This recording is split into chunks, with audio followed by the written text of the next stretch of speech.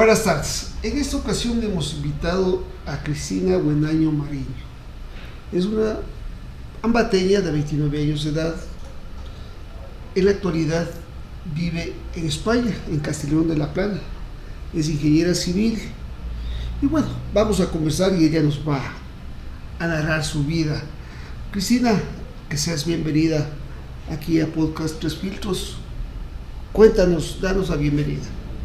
Buenas noches, Pablo. Primero, estoy muy agradecida de estar en esta ocasión junto a ustedes y sé que será la oportunidad para que me conozcan un poquito, pero también para que pueda ayudarle a alguien con algún consejito de cómo conseguir un sueño. Bueno, Cristina es pensadora, escritora y atleta. Cuéntanos, ¿cómo es eso? Mucha versatilidad. Aparte de ingeniera civil, lo que pasa es que no sé si conocen la historia de Leonardo da Vinci. A mí me encanta su historia y saber todos los errores que tiene. E incluso cuando era pequeña en la escuela, ver la biografía de una persona, ver que era filósofo, escritor, periodista.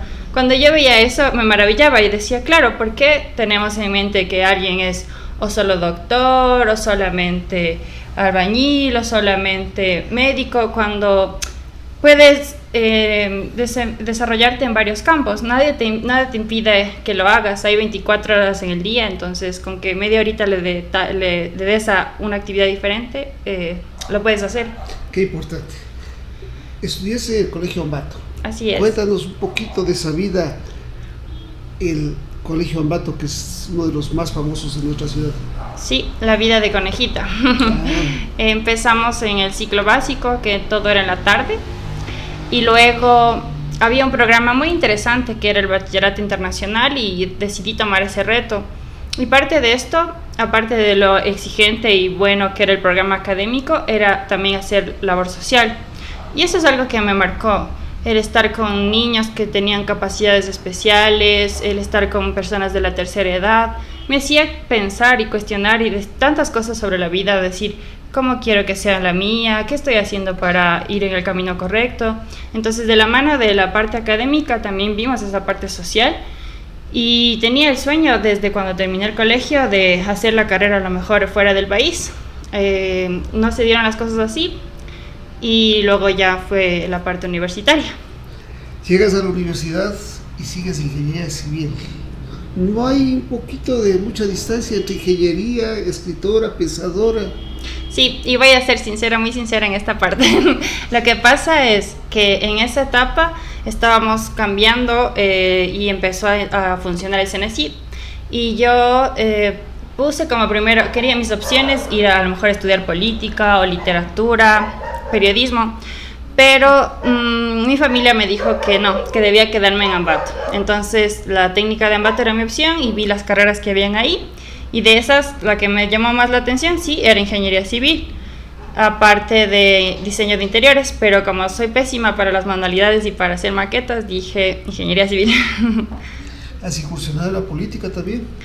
Así es, desde mi temprana edad de 19 años estuve en los grupos para la asociación de la facultad y luego para la FEWE de la universidad, y siempre me involucré en esto. Luego más adelante en partidos políticos para saber de qué se trataba, cómo era una campaña, y ha sido enriquecedor. Bueno, una vida fructífera, ¿no? También eres escritora y has escrito 2 libros.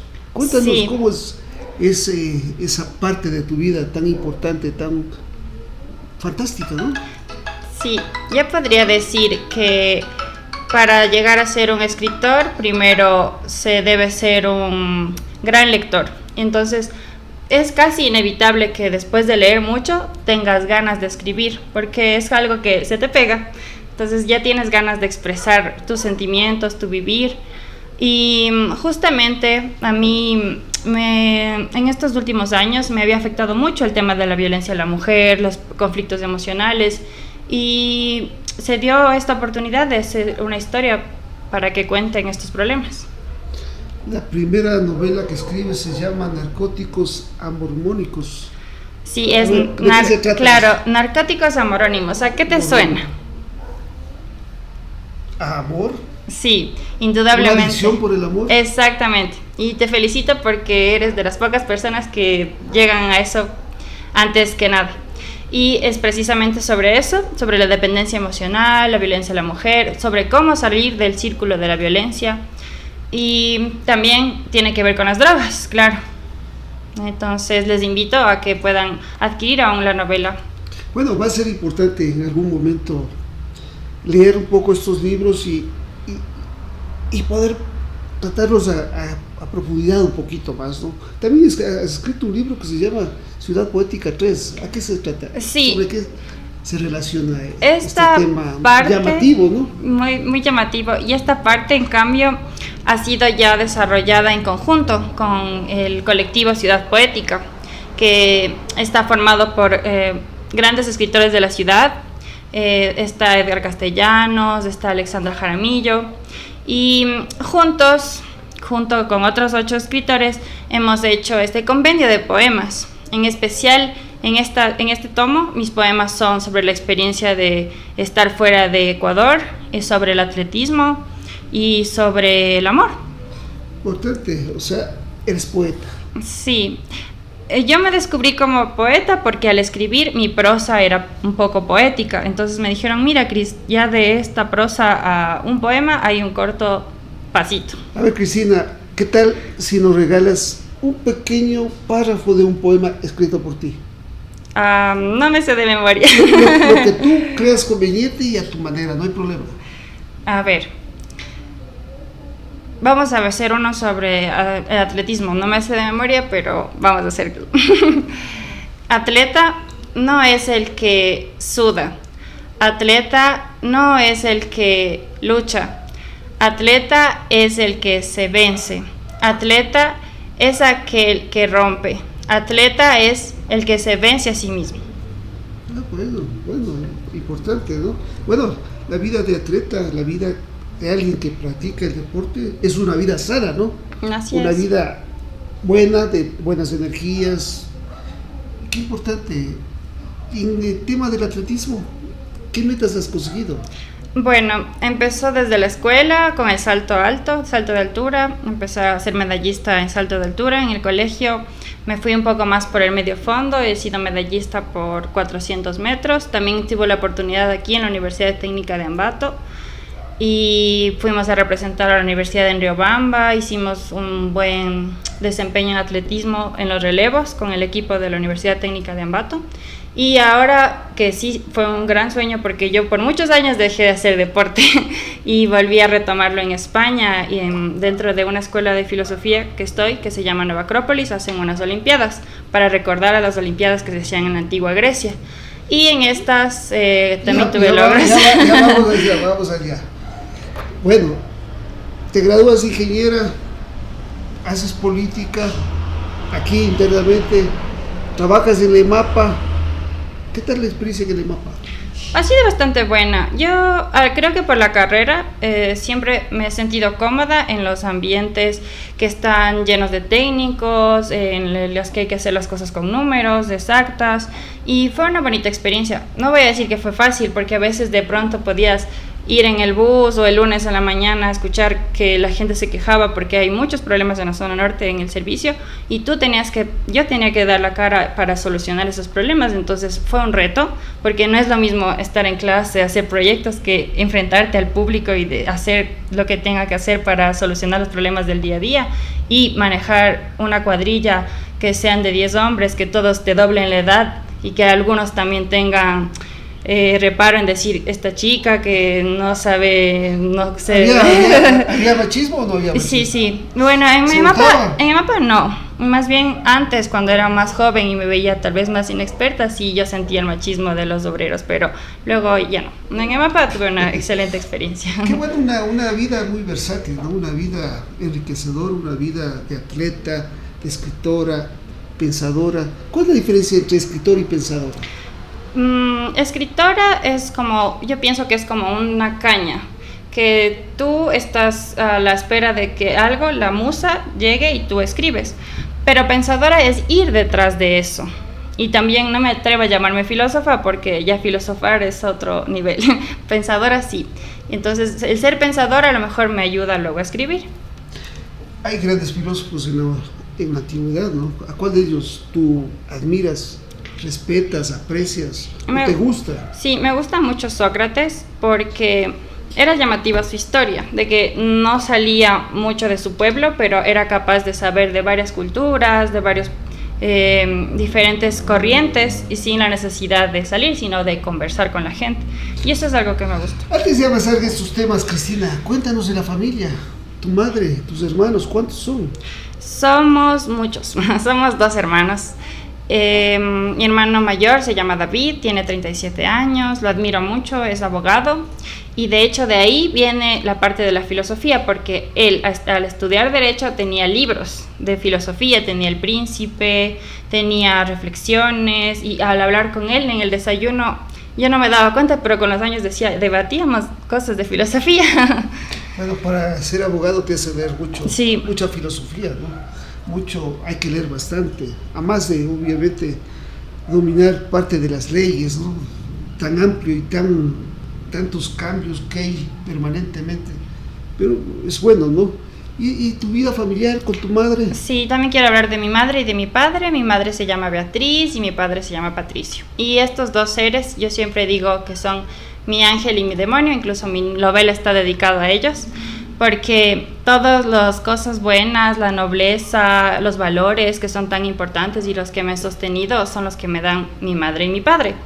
Mi madre el de ser tan buen corazón y mi padre el de ser muy luchador, muy perseverante, el de viajar, yo de ser pequeña de 3, 4 años ir al aeropuerto y recibirle, me hizo también tener ganas de viajar. ¿Dónde vive tu padre? Mi padre vive aquí, en la provincia de Tungurahua, pero en su juventud era operador de maquinaria pesada, entonces iba a obras en África, en Ámsterdam, fue a Guinea Ecuatorial, fue a Brasil. Ya vamos a ir para allá. ¿Tu madre? Y mi madre estaba estudiando para ser profesora de ciencias y luego se dedicó a la vida materna. Bueno, tenemos que decirle a los amigos que Cristina, muy abundante y muy enriquecedora la vida, ¿no? Y a su corta edad, viajas a España. Sí. Cuéntanos esa experiencia. El primer viaje que hice fuera del país fue directamente ya al otro lado del océano. Y estábamos en tiempos difíciles durante la pandemia, entonces no pude viajar tanto durante los estudios, pero fue mejor. Ya cuando tuve la maestría de eficiencia energética y sostenibilidad es cuando me dediqué a conocer un poquito Europa, antes de volver a Ecuador. Vi Grecia, Italia, Alemania, fui también a Portugal y ha sido muy bonito. No, creo que no cambiaría todo lo que ha pasado. Estás involucrada con una universidad, ¿no? ¿Cómo se llama? Sí, es la Universidad Jaume I, que le debe su nombre a un liberador español, bueno, de la historia de España. ¿Cómo es el ambiente de trabajo allá? Me encanta porque es una universidad joven que tiene 32 años y es muy internacional, entonces en la calle vas a ver estudiantes de Asia, de África, de muchos latinoamericanos, españoles, entonces es un ambiente muy bonito y muy profesional. Tienen una visión de ser grandes en la investigación y por eso también estoy siendo parte de un grupo de investigación ahora. Esta universidad es en Castellón de la Plata. Clara. Así es. Sí. ¿Esto está ubicado en dónde? Si nos ubicamos en España, en la mitad está Madrid, y luego hacia el mar Mediterráneo está Valencia, está a 1 hora de Valencia y a 2 horas y media de Barcelona. Es una experiencia como padres, ¿no? Una mujer muy valiente para mi criterio, ¿no? O sea, que ha viajado, ha conocido, ha dejado el hogar, ha dejado la familia y te has ido a conocer el mundo. Sí. En el viaje que haces a España y estás estudiando, ahora parece que vas a sacar un PhD, ¿has notado discriminación? En el ámbito académico no, pero a lo mejor sí ¿A nivel social? A nivel social, con las personas que... Sí lo he notado. Y también lo he notado como los estigmas que tienen hacia las mujeres latinoamericanas, por ejemplo. como podemos nosotros también pensar de alguna chica de otro país de Latinoamérica cuando viene a Ecuador. Es decir, lo mismo que nosotros hacemos a nuestros hermanos latinoamericanos, también nos hacen a nosotros en Europa. Y eso lamentablemente existe en todas partes, pero espero yo ser un motor de cambio contando mis experiencias para que no lo hagamos aquí. Qué bueno. ¿Has sentido machismo en España? No, y de hecho, pero no he sentido machismo, pero es algo en mi constante en la vida, siempre es de estar en grupos de trabajo normal y yo luego darme cuenta que soy la única mujer, pero nadie me trata diferente porque sea así. Has trabajado dentro de la rama de la ingeniería, allá en donde estás en la universidad y en la ciudad que estás, ¿cierto? En Castellón de la Plana. Sí, este año... Cuéntanos este tema sobre ciudades sostenibles. Sí, eso es muy interesante. De hecho, la maestría que yo quería hacer tenía que ser sobre sostenibilidad porque hay que ser conscientes que en nuestro mundo no está muy bien configurado y hay que hacer cosas para que esté mejor. Entonces, tuve la oportunidad este año de empezar en un trabajo que se dedica a hacer planes de movilidad urbana sostenible, que sean planes para ayudar a ahorrar energía, a utilizar más el vehículo eléctrico, a que los recorridos sean más cortos. Muy interesante y seguramente sería muy bueno para Ambato. Bueno, en Europa, incluido España, ¿no? Que es una ciudad, un país universal, mejor dicho, cosmopolita, donde que van gente de todos los sectores del mundo, ¿no? Es un país muy desarrollado, muy avanzado. Ya vemos esto, ¿no? Esto de crear ciudades sostenibles, de ciudades amigables con el medio ambiente, donde que se da privilegio al peatón, a la siembra de árboles, aspectos que aquí en nuestra ciudad no lo vemos, ¿no? Yo diría que hay intenciones que no terminan de madurar, pero sí existen intenciones con la parte de las zonas verdes. El transporte se podría mejorar, hacer a lo mejor una caja común o cambiar el tipo de combustible, que sean eléctricos y ver los puntos de carga para estos vehículos eléctricos. O sea, hay cosas por hacer, pero no estamos del todo mal. Qué bueno. A veces cuando los jóvenes se van, nosotros hemos hablado de este espacio en múltiples ocasiones, cuando los jóvenes que el Ecuador ha formado, cuando los universitarios, cuando los profesionales jóvenes salen de aquí, sí nos da mucha nostalgia, ¿no? Pero a veces hay que ponerse a pensar y meditar que es importante que salgamos del país también, porque a lo mejor a futuro ustedes regresarán y cuando salimos del país regresamos al Ecuador con nuevas ideas, con nuevas formas de ver la vida, con nuevas formas de pensar. Valoramos al país como no lo valoramos cuando estamos aquí. Así es. ¿Cómo valoras al país ahora? Yo valoro mucho la comida, valoro la calidez de las personas, somos muy amables, nosotros somos muy amables. Y ahora salgo yo de aquí, me dicen buenas noches, ¿cómo está, señorita? Y en cambio en Europa hay frialdad. Nos preocupamos mucho del otro, no en el mal sentido, sino en que nos preocupamos en familia, nos queremos reunir, estamos más pendientes de esa calidez y yo echo de menos. Y eso es algo que hace brillar al ecuatoriano, la calidez, la calidad humana y la educación. Siempre nos han dicho los latinos, en especial los ecuatorianos, me han dicho a mí que soy muy educada, que soy muy amable, pero es que los ecuatorianos somos así. Eso no tenemos que perder, pese a los inconvenientes, a los problemas, a la violencia que vivimos ahora, a una violencia política, a una violencia social, a una violencia creada por la clase política también. Creo que es lo que tú dices, ¿no? El ecuatoriano donde va es bien apreciado. ¿Somos trabajadores también? Así es, muy trabajadores, y eso es un choque para mí que tuve en España cuando yo hago proyectos o cuando estoy con la gente de ahí. Es como que yo tengo un ritmo de hacer las cosas y de trabajar y los demás se quedan como, no, tranquila, vamos al almuerzo, vamos al café, pausa. Ellos son más tranquilos, nosotros somos más de hacer las cosas con más perseverancia. Decíamos nosotros que la inmigración es bueno, ¿no? En nuestro país ha pasado que nosotros hemos visto cómo han caído países como Venezuela, ¿no? Que fueron potencias, que fueron países muy avanzados para nuestro medio. A Venezuela la gente iba en los años 70, 60, los ecuatorianos íbamos a Venezuela a trabajar. Venezuela en la actualidad tiene una situación económica difícil, una situación social Eso ha permitido que viajen 7 millones de venezolanos, salgan de Venezuela a distribuirse en diferentes partes del mundo. Muchos de ellos han venido acá, muchos venezolanos han venido acá, pero nosotros vemos una diferencia. Cuando nosotros decimos, el ecuatoriano cuando sale a trabajar, sale a buscar la manera de superarse y a mandar recursos acá. Pero nosotros hemos visto que mucha de la inmigración, guardando las reservas, que sí hay también gente buena, ha venido a delinquir. Y eso hemos visto lo que ha pasado en Chile también. En Chile han cerrado las fronteras, en Perú han cerrado las fronteras justamente por eso. Pero el ecuatoriano no. El ecuatoriano cuando sale a trabajar. Y eso es bueno. Sí. ¿Eso te han reconocido en España a ti? Sí. Cada vez que alguien me conoce, algún español o española me conoce, dice, yo tengo un amigo ecuatoriano. O le conocí en la construcción, o igual en el mundo académico, y dicen, son muy trabajadores, muy echados para adelante, igual que los colombianos también. Esas cosas creo que debemos mantener. Los ecuatorianos, yo no sé por qué los ecuatorianos aquí no lo practicamos eso.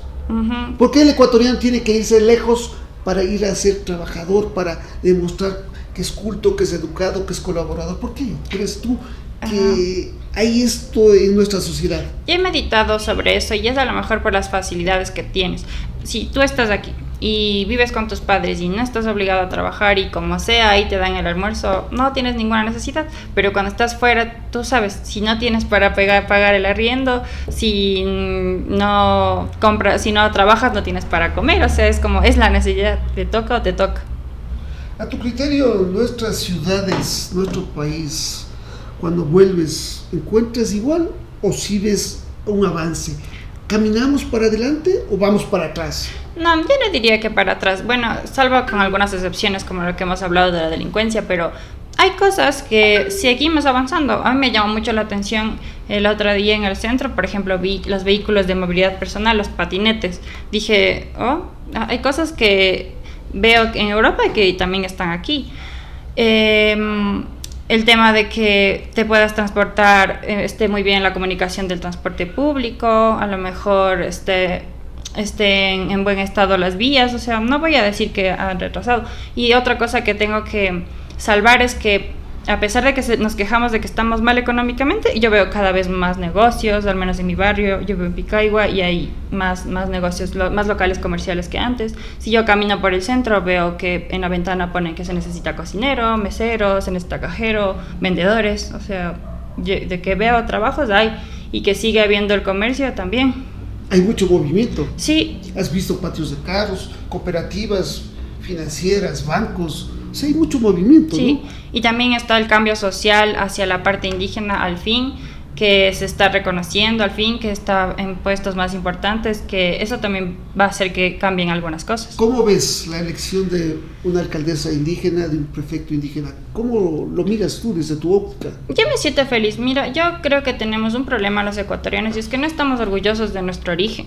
Nosotros adoramos las cosas de externas, desde cómo se celebran los matrimonios, y en cambio estamos tapando o nos avergonzamos de lo indígena. O sea, tener un apellido indígena en lugar de ser orgullo de que es un apellido de un líder indígena es como a veces puede avergonzar. No entiendo porque es como las cosas cambiadas, cuando cualquier otra cultura o muchas culturas se enorgullecen de esos orígenes. Bueno, hay un problema que dicen que tenemos los ecuatorianos, es una falta de identidad. Exacto. Una falta de ubicarnos en donde estamos, ¿no? Yo en lo personal considero que ahora tenemos autoridades de origen indígena. Me parece fantástico. Yo creo que tenemos que avanzar. Las autoridades indígenas tienen que abrirse también. Creo que aquí tenemos que incluirnos todos. Es lo que enriquece a nuestro país sí. Y a cualquier sociedad. Negros, cholos, indígenas, blancos, mestizos.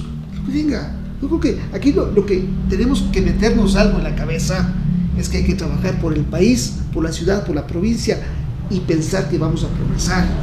El que se siente no incluido no avanza. Claro. No sé qué criterio tienes al respecto, Cristina. Que justamente debemos celebrar la diversidad y trabajar por esa diversidad, más no segregar y decir solo esto, si yo soy esto voy a trabajar solo por esto. No, o sea, la persona que llegue, lo que más nos importa va a ser su visión y lo que haga para que todos estemos mejor y vayamos en el camino hacia adelante, hacia el progreso, que no hay otro camino. Eso es importante. Ahora tenemos dos autoridades indígenas y para nosotros lo fundamental es la visión que ellos tengan, los ejes, los planes, los objetivos, las metas que ellos persigan. Eso, más el trabajo en sus comunidades, en sus sectores, mejorando el nivel de vida de estos sectores deprimidos, eso va a permitir que nuestra sociedad avance. Incluyamos y no excluyamos. Así es. Demos ejemplo de inclusión, no de discriminación, y creo que vamos a avanzar como sociedad, como ciudad, como provincia y como país. Así es. Y teniendo mucho sentido común, de que todos vamos a tener algún familiar que puede estar afuera, no vamos a querer que le traten por ser diferente de cierta forma, hagamos lo mismo entre los ecuatorianos, que somos todos hermanos, y que hagamos las cosas por el progreso de todos, no por un grupo ni por ciertos intereses. Tú como ingeniera y como planificadora, ¿cómo ves el avance de nuestra ciudad? Es un poco desordenado, es bastante desordenado, no hay... Recientemente se hizo un plan para ordenar dónde están las partes comerciales, dónde serán las industriales, cuáles son las rurales, pero no, siempre cometemos el error de copiar cosas, copiar el código, copiar algo de otra ciudad o de alguien más y no de ver la realidad. Entonces, a mí me gustaría participar en algo en la ciudad, en que se haga más participación ciudadana y que se ordenen mejor las cosas. Estamos bien, como dije, pero siempre habrá cosas para mejorar. Cristina, tu experiencia al salir de aquí del país, enriquecedora desde todo punto de vista, ¿recomendarías a los jóvenes salir del país? Yo pienso que salir del país no es para todos, porque necesitas tener digamos, ser desprendido, de estar consciente de que te vas a llevar tus cosas en una maleta de 23 kilos y que no sabes qué te va a esperar, porque en mi caso ha sido una buena experiencia. Puede ser que a alguien se le haga difícil y tenga que volver. Es recomendable si tú estás consciente de lo que conlleva, de que puede cambiar muchas cosas en tu vida y si no tienes miedo a arriesgarte. ¿Es fácil salir, incorporarse a una nueva sociedad? No es fácil y tienes que tener la mente abierta y no pretender seguir comiendo lo mismo ni haciendo las cosas de la misma forma, porque todo es diferente, todo cambia. ¿Regresarías al Ecuador a brindar tus experiencias, tu conocimiento? Yo sí regresaría a Ecuador. Sí, yo planifico después de terminar el doctorado como hacer una proyección y tocar puertas. Si no se abren las puertas en Ecuador y se siguen abriendo en España, seguiría ahí o en otro país de Europa. Pero si se abren las puertas en mi país, sería mi prioridad volver, porque es lo más lógico y lo más humano que yo puedo hacer. ¿Extrañas el Ecuador cuando estás allá? Claro que lo extraño, pero claro, ahora también me pasa que extraño a España. Entonces tengo un poco dividido como Facundo Cabral de ya no soy ni aquí ni de allá. Claro, soy de aquí, pero me gustan muchas cosas de allá. Bueno, el tiempo pasa, ¿no? Y uno tiene que ir tomando decisiones. El hecho de estar aquí y allá va dando inestabilidad emocional, ¿no? Y personal. Entonces algún rato tendrás que decidirlo, ¿no? El tiempo pasa también y uno tiene que ir planificando también los tiempos, ¿no?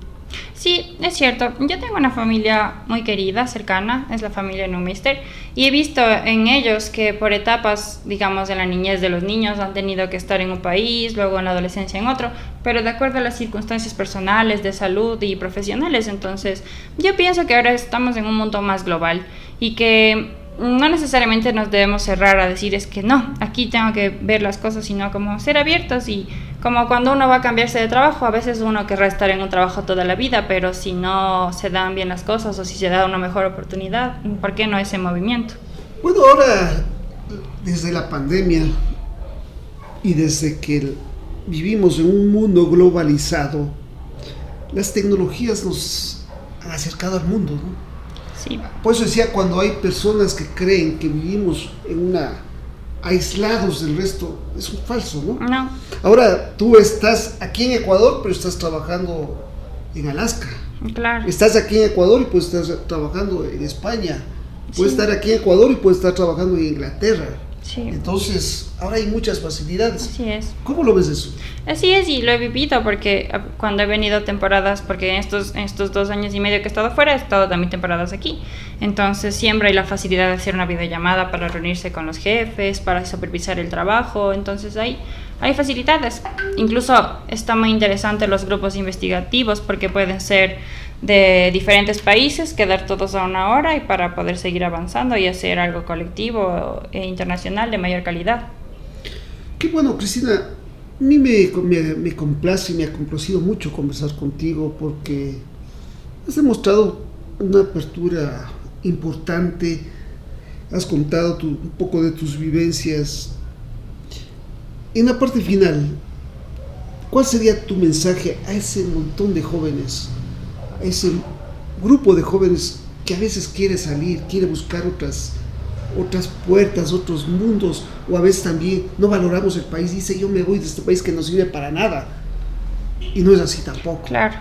¿Cuál sería tu mensaje? Primero, no renegar de nuestra patria, porque Ecuador es maravilloso y tiene oportunidades. Somos el país con una mayor cantidad de emprendedores en Latinoamérica y eso es algo que rescato mucho.